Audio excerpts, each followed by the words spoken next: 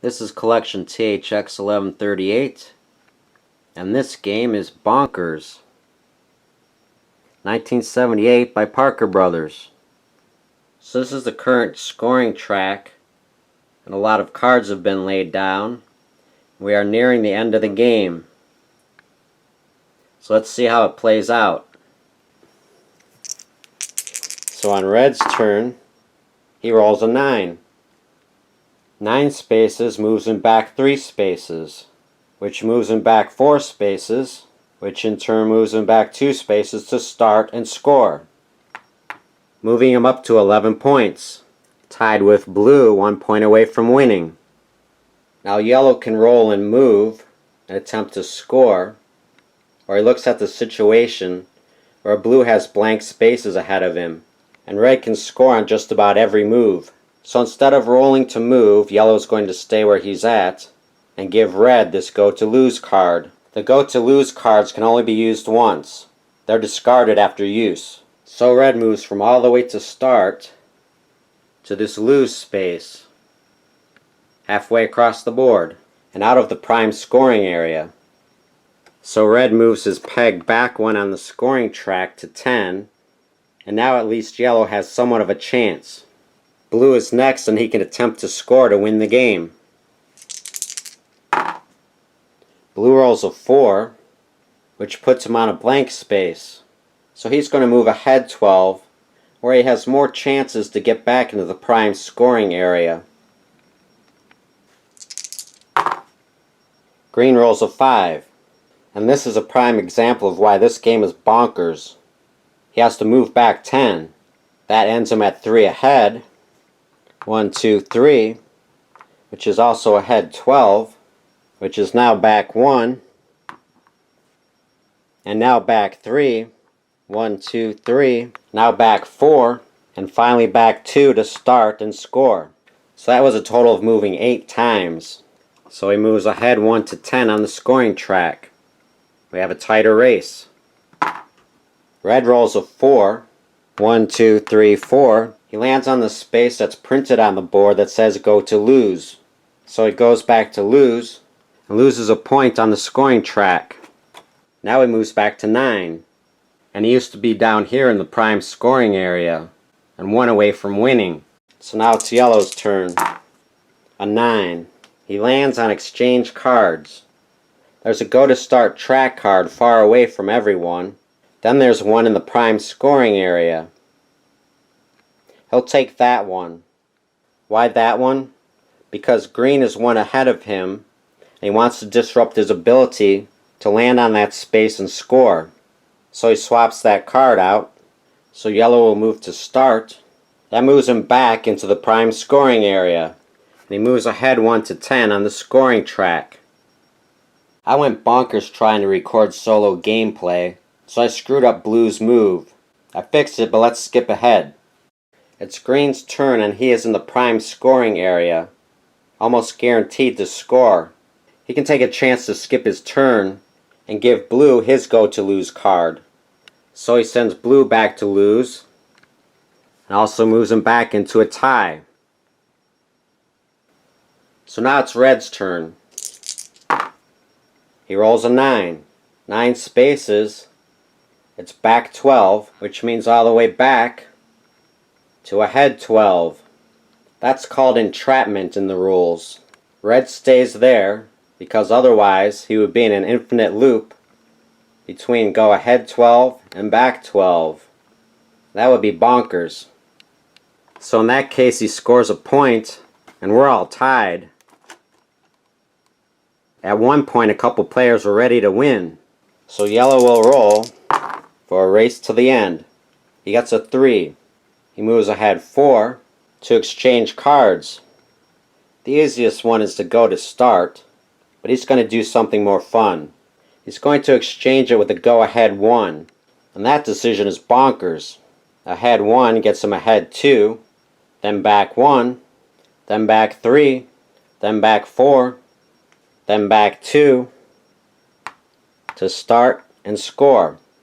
So that was a total of 7 moves.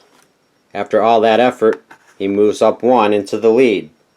So now it's blue's turn, who is one away from winning. Now he's one behind. He's going to play his go-to-lose card on yellow. So yellow joins him on lose and is pushed back one. And we're once again in a tie. Playing that card was blue's turn, so he can't roll to move. So now it's green's turn. He rolls a 5. So now he has to move back 10, ahead 3, ahead 12, back 1, back 3, back 4,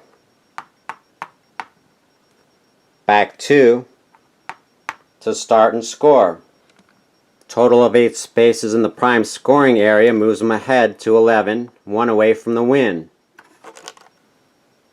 Since green is one away from winning, and he always moves before red, red has the last go-to-lose card, so he will play that on green. And green moves back 1 to 10. Otherwise, green on his next turn was almost guaranteed to win.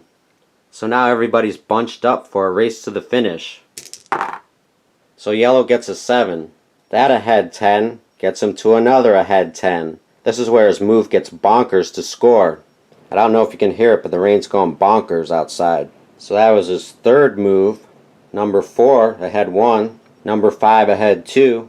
Number 6 back 1. Number 7 back 3. Number 8 back 4. Move number 9 back 2. He started with move ahead 10, and he ends with 10 moves to score, and positions himself to win. What's even more bonkers, it was raining heavily outside and the sun was shining. That is bonkers. Now it's blue's turn. He gets an 8.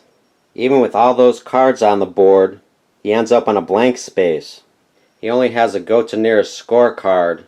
Oddly enough, the nearest score is not forwards to start. Score is 16 spaces away, compared to this score, which is 15 spaces away. So that is the nearest score that he has to go back to.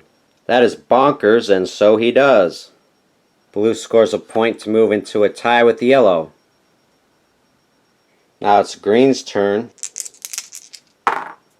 and he rolls a 4. That's bonkers for green because unfortunately it gets him back to lose. 4 spaces forward, 4 spaces back to lose. So green, who is close to winning, now moves back to 9. 2 points out of the lead. Now it's red's turn to try and score. He rolls an 8. An 8 gets him back 6. Moves him ahead 2, 1 past lose. Moves him back 3. Moves him back 2, and go to nearest score, which happens to be where blue is, and still in a good enough scoring zone. So red moves up to 11, in a 3-way tie, one away from winning. But in the scoring zone, yellow has pretty much won the game, and he was behind at the start of our video. 2 6s on his first try. He rolls 2 6s, that's an automatic score, and he wins the game. That also moved him ahead 12, and that's another score.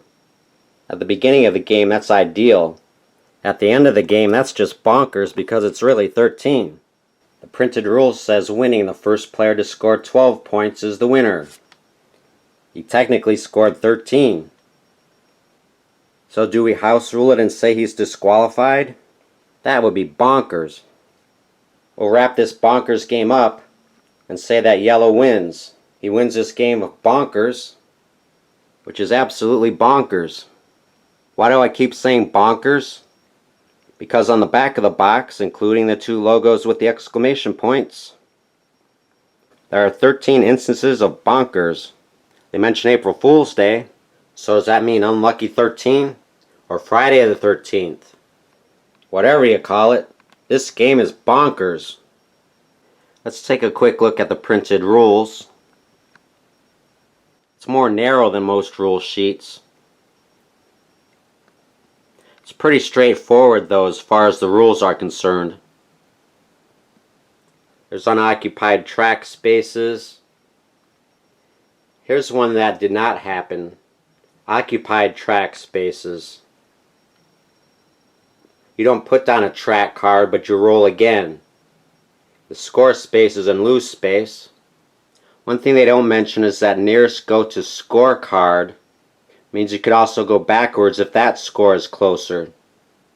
Special double sixes and entrapment scoring. Exchange cards. Doesn't mean you exchange it with another player. Continue moving until you land on any of these spaces. A couple special rules about the track cards and the large lose cards. And of course, winning the game. It'd be bonkers if you wrote to this 1978 address. Of course, if you have any questions, just see the bottom of the box.